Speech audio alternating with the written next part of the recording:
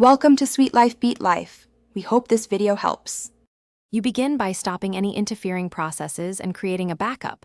Once done, preserve the current index and config with a timestamp.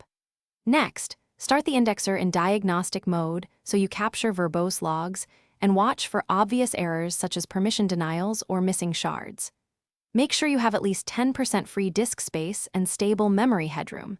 If not, clear temp files or resize the instance. This avoids wasting time chasing transient failures. Once the indexer is running and logs are available, inspect mapping and schema mismatches.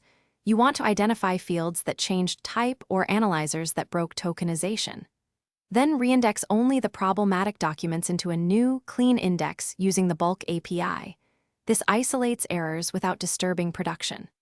While reindexing, validate analyzers, token filters, and date formats so queries will work predictably. Make sure to run a small sample test query to confirm results before switching aliases or traffic over to the repaired index. You finish by swapping the alias to the new index after passing smoke tests and verifying coverage.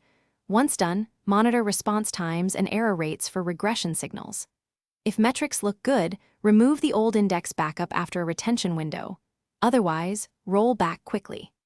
If failures persist, check logs for out-of-memory or disk errors, confirm shard allocation and file permissions, and inspect temp directories for corruption. One key troubleshooting tip: reproduce the error.